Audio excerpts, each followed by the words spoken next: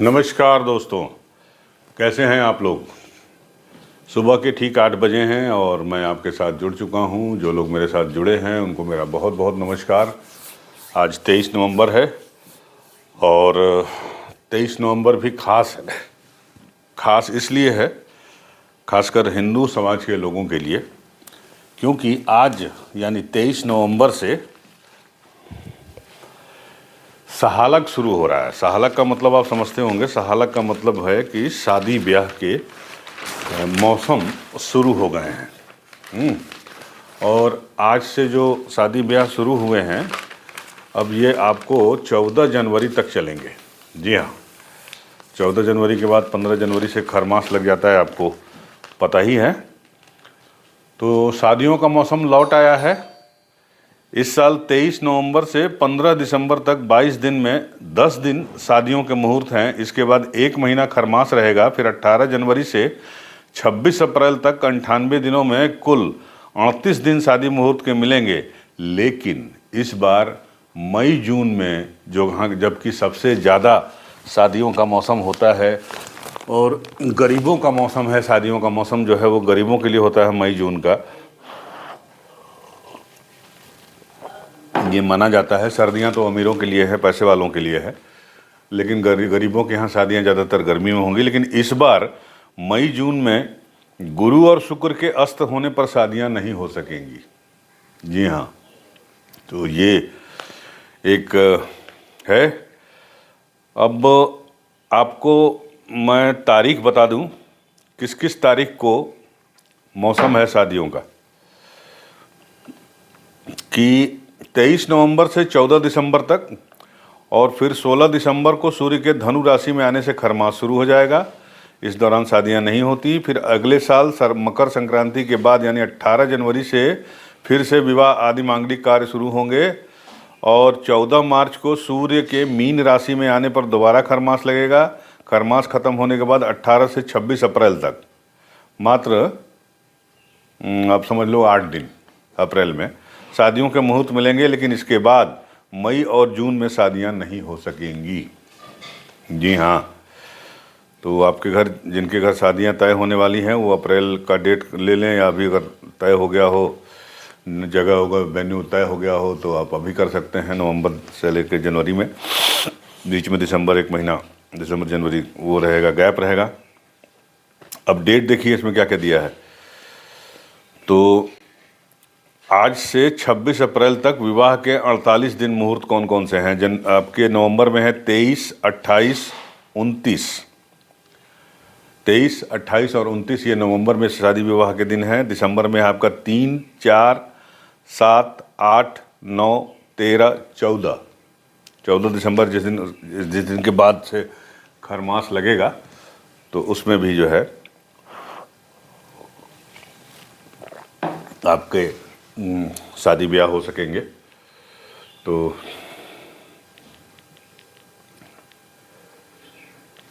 ये है। और जनवरी की डेट मैंने आपको बता दी, 18, 20, 21, 22, 27, 28, 29, 30, 31।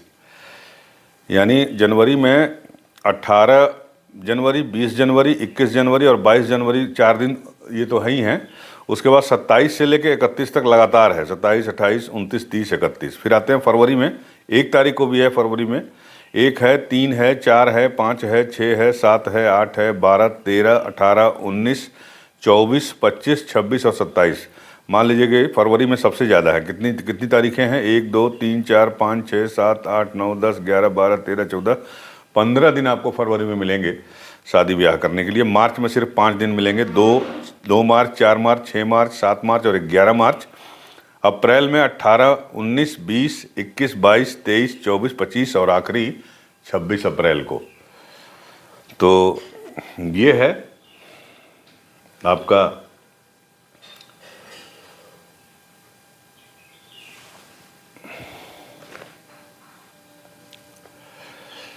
समझ लीजिए कि शादी ब्याह का मौसम। लखनऊ में आज जो है कुल कितनी शादियां हैं? 3000 शादियां बता रहे हैं कि लखनऊ में जो है 3,000 शादियाँ आज होंगी, सब बुकिंग हो गई है। देव उत्थान एकादशी है आज, आपको पता ही है, तुलसी विवाह है, तो आज का दिन भी बड़ा पवित्र है। 27 तारीख को आपको पता ही है कि फिर कार्तिक पूर्णिमा है, तो कार्तिक शुक्ल पक्ष की एकादशी पर गुरुवार को भगवान श्री हरि के जागने का पर्व देवोत्थान एकादशी मनाया जाता है। इसे देव उठनी एकादशी और श्री हरि प्रबोधनी एकादशी भी कहते हैं। मान्यता है कि आषाढ़ शुक्ल पक्ष की एकादशी पर भगवान 4 महीने योग निंद्रा में चले जाते हैं।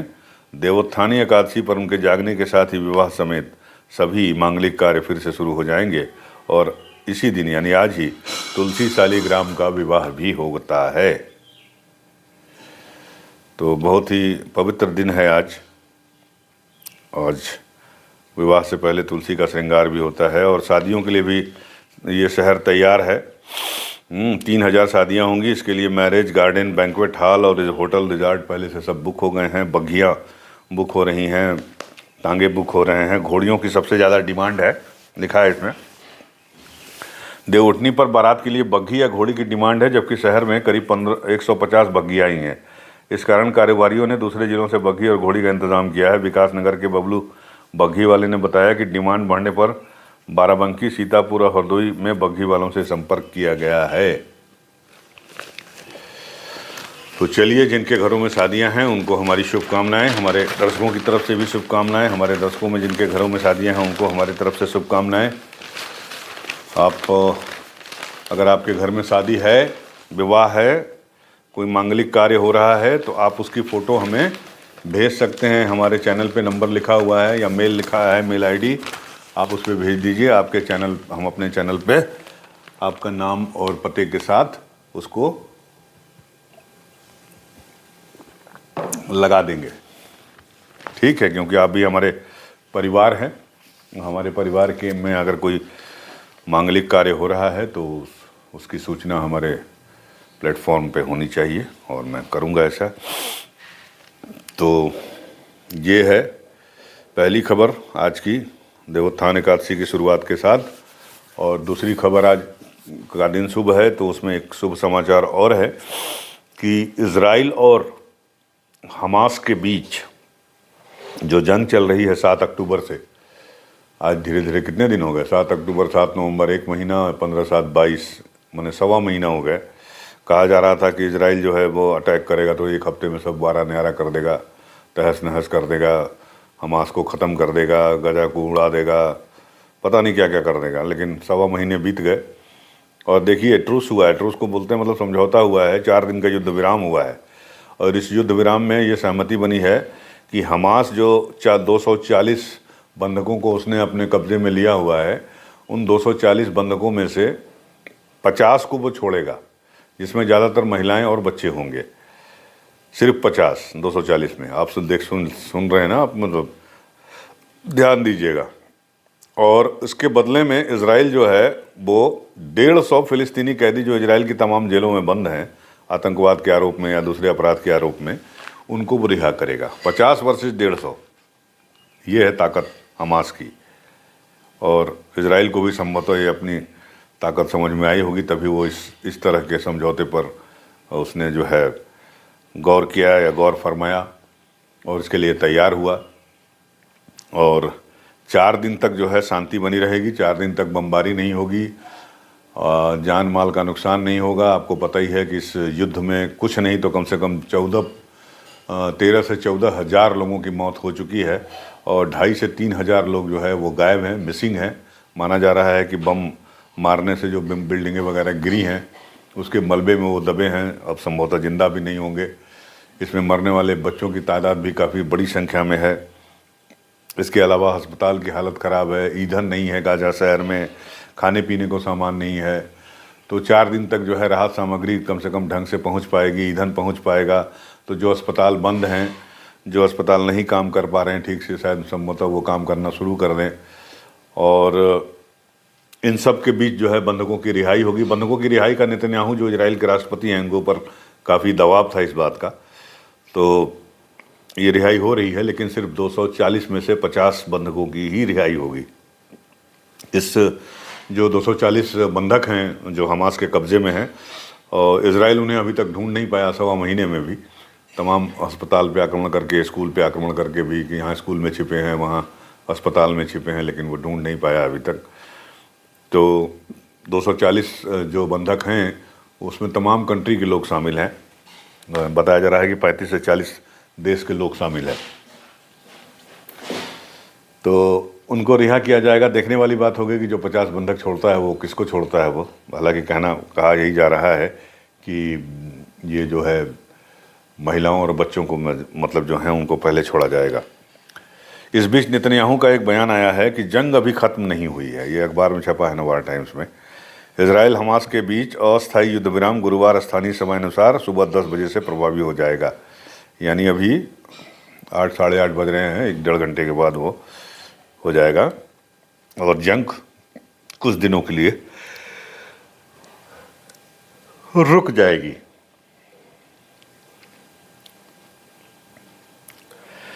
युद्ध विराम 4 दिनों के लिए है। इजराइल गाजा में हमले रोक देगा, जबकि हमास इजराइल के 240 बंधकों में से कम 50 को रिहा करेगा।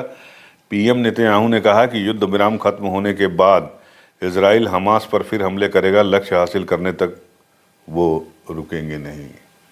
तो अभी तक क्या कर रहे थे, घंटी बजा रहे थे। तो चलिए ठीक है, लड़ते रहिए, मारते रहिए। आपको भी अपनी औकात समझ में आ गई होगी कहाँ तक आपका जलवा है। बहरहाल इस बीच G20 की डिजिटल मीटिंग हुई कल, और इसमें हमारे प्रधानमंत्री नरेंद्र मोदी ने यह कहा कि इजराइल और हमास के बीच जो जंग है वो एक बड़े दायरे में, मतलब फैले नहीं है, बाकी देश उसमें ना शामिल हों, एक दो मतलब इससे बचना चाहिए। और साथ ही साथ इजरायली बंधकों की रिहाई की घोषणा का उन्होंने स्वागत किया। हम इजराइल के बंधकों की रिहाई की खबर का स्वागत करते हैं। हमें उम्मीद है कि सभी बंधकों को जल्द से जल्द रिहा कर दिया जाएगा। ये ज़रूरी है कि मानवीय मदद वक्त पर और लगातार पहुंचे। बाद में अपनी समापन टिप्पणी में उन्होंने इजराइल फिलिस्तीन विवाद को समाप्त करने के लिए 2 राष्ट्र समाधान की वकालत की, यानी आपस में बैठ के वो लोग बात करें और क्षेत्र में स्थिरता बहाल करने के लिए ये ज़रूरी है। तो ये हुआ। इस बीच इस बैठक के पहले भारत ने एक और काम किया है, और वो ये किया है कि कनाडा के नागरिकों का जो वीज़ा वो सस्पेंड हो गया था, वो ई-वीज़ा फिर से बहाल हो गया है। क्योंकि कल वो जो G20 की वर्चुअल मीटिंग हुई है उसमें कनाडा के प्रधानमंत्री जस्टिन ट्रूडो भी शामिल हुए थे। तो भारत ने 2 महीने के बाद कनाडाई नागरिकों के लिए ई-वीज़ा सर्विस बहाल करने का फैसला लिया है। 21 सितंबर को भारत ने कनाडा के नागरिकों के लिए सभी तरह की वीज़ा सर्विस सस्पेंड कर दी थी। हालांकि पिछले महीने entry visa, business visa, medical visa और कॉन्फ्रेंस वीज़ा कैटेगरी से निलंबन हटा दिया गया था। सरकार ने G20 वर्चुअल समिट से पहले ये फैसला लिया। समिट में पीएम मोदी और कनाडा के पीएम वर्चुअली शामिल हुए। सितंबर में भारत कनाडा में उस समय तनाव पैदा हो गया था जब कनाडा के प्रधानमंत्री जस्टिन ट्रूडो ने अलगाववादी हरदीप सिंह निज्जर की हत्या में भारतीय एजेंटों के शामिल होने का आरोप लगाया था। एक आरोप और लगाया है, ब्रिटिश मीडिया में छपा है ये, कि ब्रिटिश मीडिया की रिपोर्ट में कहा गया है कि अलगाववादी पन्नू की हत्या की साजिश रची गई थी, जिसे अमेरिकी एजेंसी ने टाल दिया, मतलब बचा दिया। अमेरिकी कोर्ट में केस दर्ज हुआ था। इसकी साजिश भारत में रची गई थी। यूएस ने भारत से बातचीत भी की है इस बारे में। भारतीय विदेश मंत्रालय ने मीडिया की खबरों पर सीधे कुछ नहीं कहा। तो ये भी एक मसला आया है सामने। तो ये 2 बड़ी खबरें हैं। इस बीच राजस्थान में चुनाव जारी है, आपको पता ही है। राजस्थान से पहले उत्तराखंड चलते हैं, जहां रेस्क्यू ऑपरेशन चल रहा है उत्तरकाशी सिलक्यारा में, और उसमें बताया ये जा रहा है कि जो दूसरी टनल तैयार की जा रही है वो करीब करीब पूरी हो गई है, और आज हमें जो है कोई अच्छी खबर मिल सकती है। यानी आज रेस्क्यू ऑपरेशन में उनको बाहर निकाला जा सकता है। जो 41 राज्य फंसे हैं, 41 मजदूर अंदर जो फंसे हुए हैं 11 दिनों से।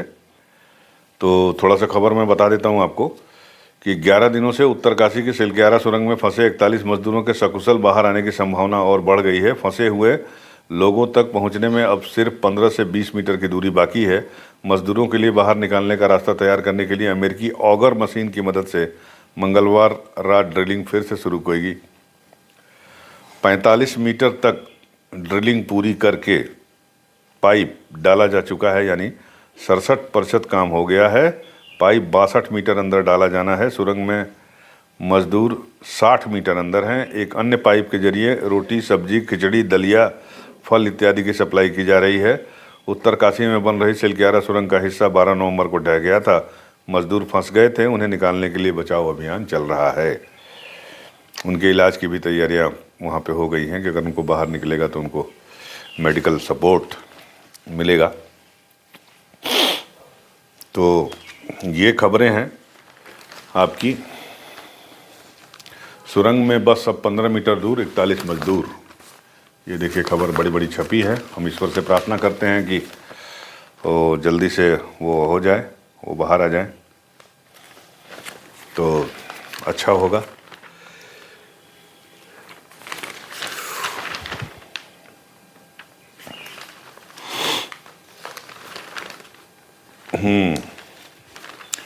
अब आते हैं राजस्थान पे।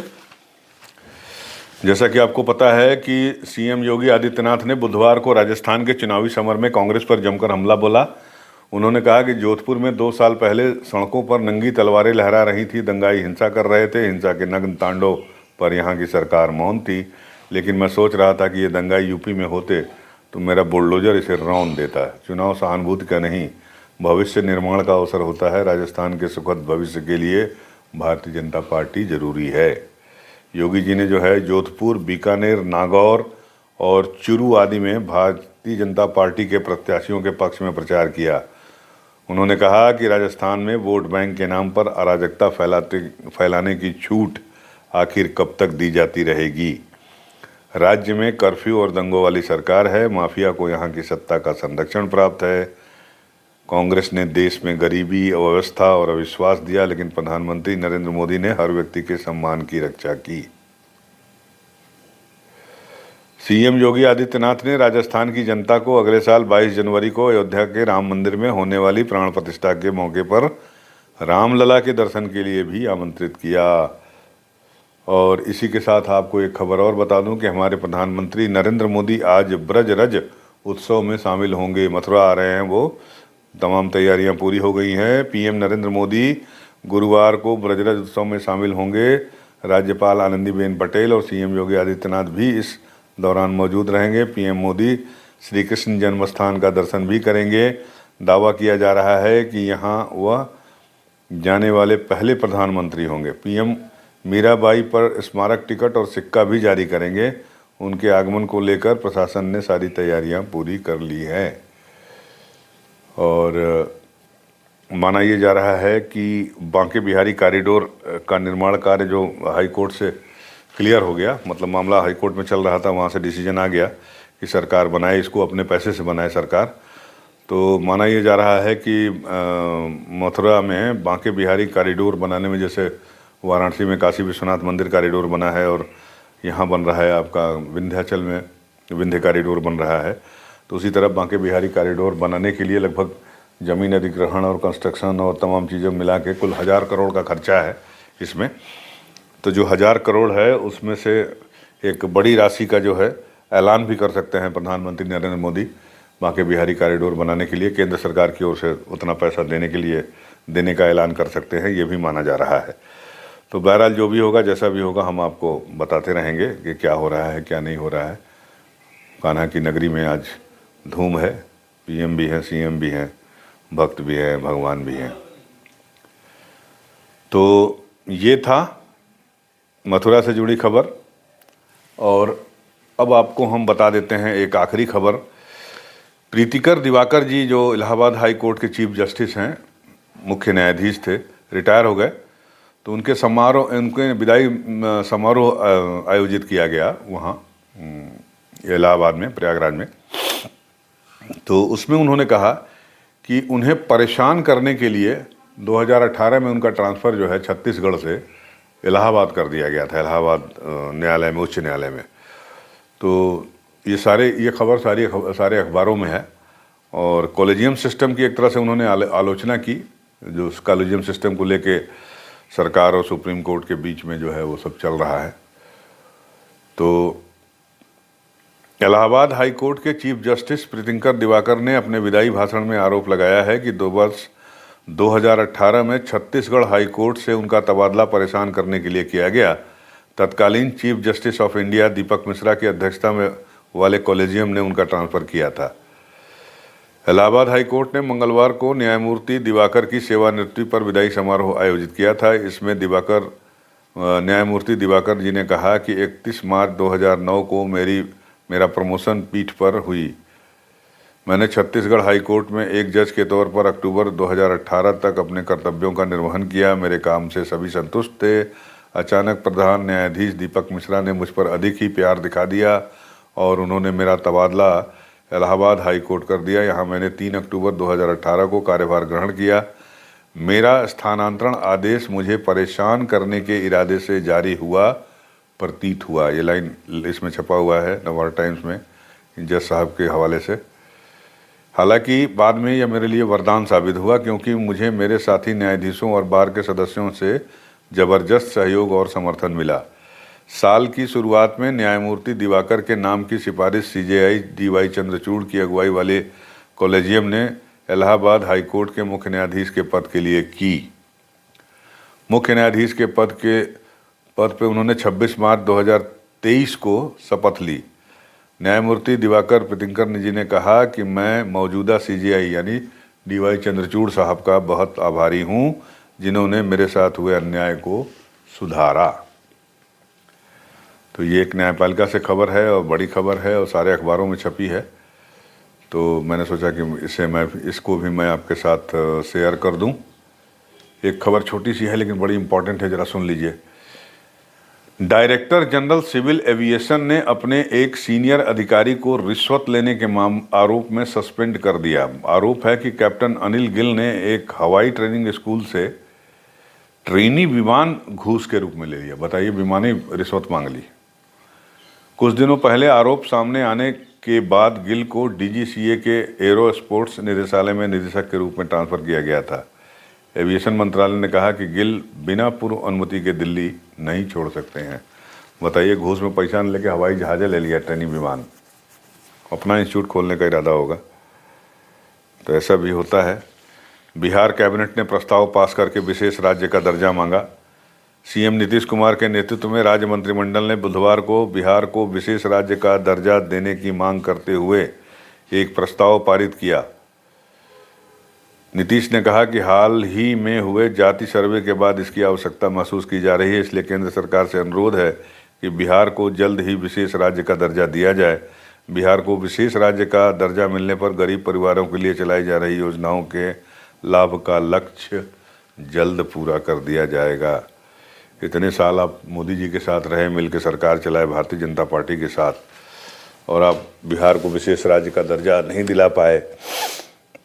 चुनाव के पहले गांधी मैदान में जो प्रधानमंत्री नरेंद्र मोदी ने ऐलान किया था, वो आपका 125 करोड़ के स्पेशल पैकेज का, वो ना तो केंद्र सरकार बता रही है ना बिहार सरकार ने अभी तक बताया, या बताया होगा तो हो सकता है मुझे जानकारी नहीं हो कि वो पैसा मिला कि नहीं मिला।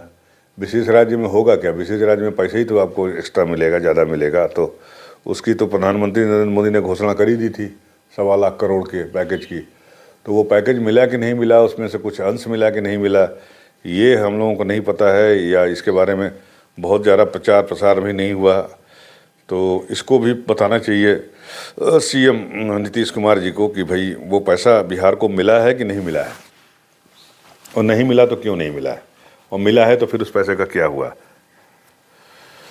तो मुझे लगता है कि आज बस इतना ही। अब आगे जो है आप लोग मेरे नाम से चैनल है अनूप श्रीवास्तव, उस पर राहुल गांधी के बारे में, उनके IAS Indian administrative service UPSC के द्वारा जो भारतीय प्रशासनिक सेवा की परीक्षा कंडक्ट की जाती है, तो उसके बारे में एक मैंने वीडियो बनाया है। मैं उम्मीद करता हूं कि आप उसे ज़रूर देखेंगे और उसे देखिएगा और बताइएगा। आपके कमेंट का हमें इंतज़ार रहेगा। आप हमारे साथ जुड़े, हमारे साथ बने रहें, हमको लाइक करें, हमको सब्सक्राइब करें, बस यही कामना है आपसे। हमें बने रहिए हमारे साथ। मिलते हैं आपसे अगले वीडियो में, तब तक के लिए नमस्कार।